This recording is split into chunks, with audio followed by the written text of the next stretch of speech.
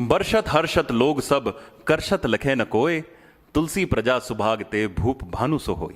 जिस प्रकार सूरज धरती से पानी को वसूल करता है और उसके बाद वर्षा के रूप में समस्त धरती पर उस पानी का वितरण करता है, कुछ उसी प्रकार से टैक्सेशन होना चाहिए।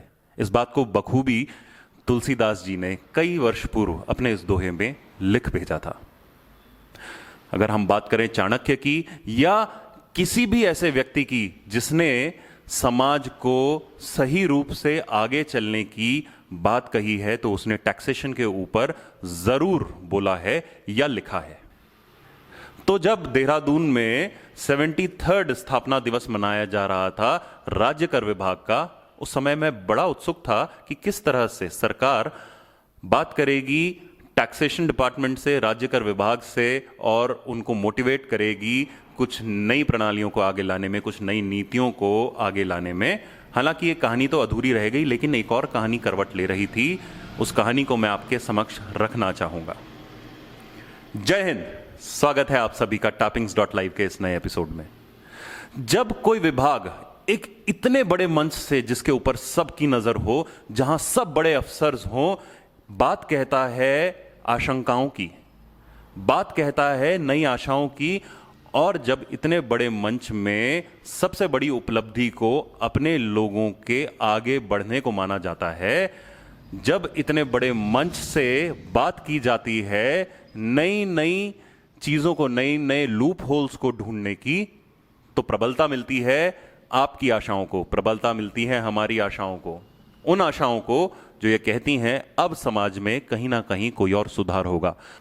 तो जिस वीडियो को मैं अब आपके सामने शेयर कर रहा हूं, और आगे भी हम कई एपिसोड्स इसके बनाएंगे, कर विभाग के ऊपर बनाएंगे, वो लोग कौन हैं वो थोड़ा सा जान लीजिए। उत्तराखंड का राज्य कर विभाग वो विभाग है जिसने पूरे देश भर में एक बहुत बढ़िया पॉसिबिलिटीज क्रिएट कर दी थी। जब जीएसटी नहीं था और हम सेल्स टैक्स की बात करते थे, उस समय 2000 से 2016 तक, यानी कि 16 साल में 400 करोड़ के कलेक्शन से लेकर 6000 करोड़ के कलेक्शन तक ले जाने वाली यह टीम है जिस टीम के बारे में मैं बात कर रहा हूं। करीब करीब 22% का CAGR यानी कि कंपाउंड एनुअल ग्रोथ रेट हासिल करने वाली यह टीम है। और अब जब जीएसटी एक नए रूप में ये टैक्स हमारे सामने आ रहा है, जहां पर उत्तराखंड राज्य ने ये पाया कि टैक्स कलेक्शंस कम हैं, उसे किस तरीके से आगे ये बढ़ा पाएंगे या किस तरीके से रेवेन्यूज कलेक्ट कर पाएंगे, इसकी आशाएं हमें इस प्रोग्राम की ओर आकर्षित करती हैं। तो आइए देखते हैं राज्य कर विभाग का 73वां स्थापना दिवस।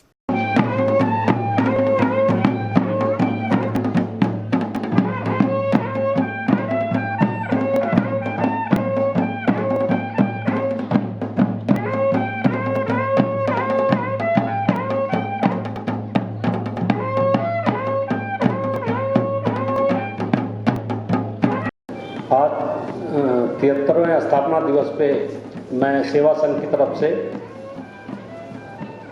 श्री डॉक्टर अहमद इकबाल सर, हमारे कमिश्नर साहब, श्री प्रदीप रावत अपर सचिव, माननीय मुख्यमंत्री जी, श्री KR सूर्यनारायण AICT के अध्यक्ष, Shri CNC Prakash associate president, Shri Dev Dhariya Bhupati additional commissioner Tamil Nadu, Shri Surya Prakash sir additional commissioner सेवानिवृत्त, Shri Piyush sir additional commissioner विशेष वेतनमान सेवानिवृत्त, श्री IS बिरजवाल साहब member tribunal, Shri PK Bahl, और सेवा संघ से अधिकारियों और सेवा संघ के सदस्यों की बहुत अधिक अपेक्षाएं हैं।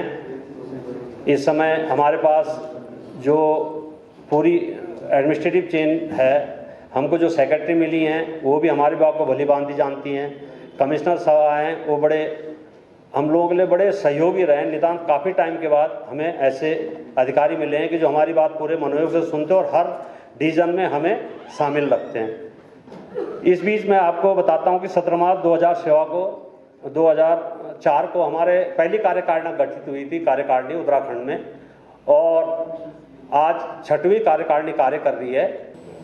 अभी काफ़ी हमारे यहाँ पदोन्नतियाँ जो उपलब्धियाँ रही, उसमें सबसे बड़ी पदोन्नतियों की उपलब्धि थी वो श्री हमारे सीएम साहब के सहयोग से और हमारे विभागीय जो उच्चाधिकारी हैं उनके सहयोग से 1 माह में निस्तारित की गई।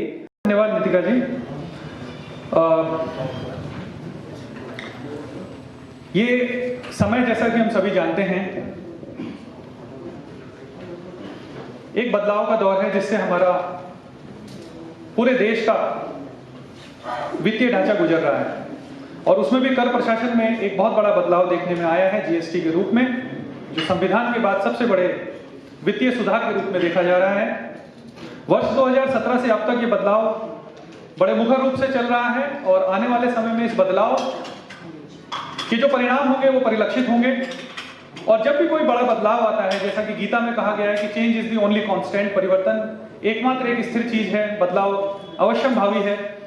जीएसटी लगने के बाद वो बदलाव दिखाई दे रहा है, और जब भी कोई बड़ा बदलाव आता है तो वो अपने साथ आशा और आशंका दोनों लेकर आता है।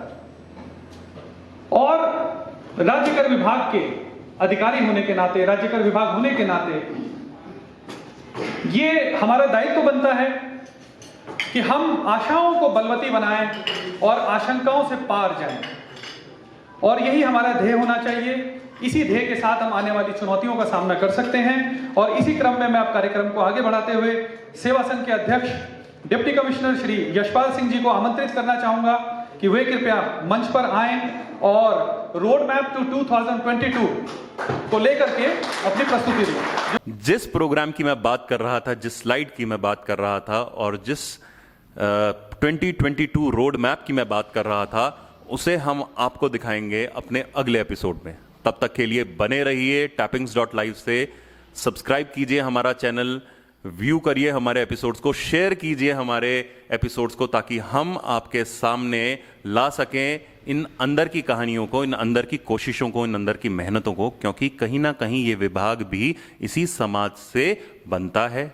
कहीं ना कहीं ये विभाग के सारे लोग जो काम कर रहे हैं आपके और हमारे साथ किसी और माध्यम से जुड़े हुए हैं। इस जुड़ाव को रखना बहुत ज़रूरी है और इस जुड़ाव को समझना बहुत ज़रूरी है, ताकि आपका और हमारा भी जो दायित्व है वो हम बराबर से निभा सकें। एक आशा, एक उम्मीद और एक जागृति की लहर का नाम है tappings.live। बने रहिए हमारे साथ, मिलते हैं आपसे अगले एपिसोड में। तब तक के लिए जय हिंद।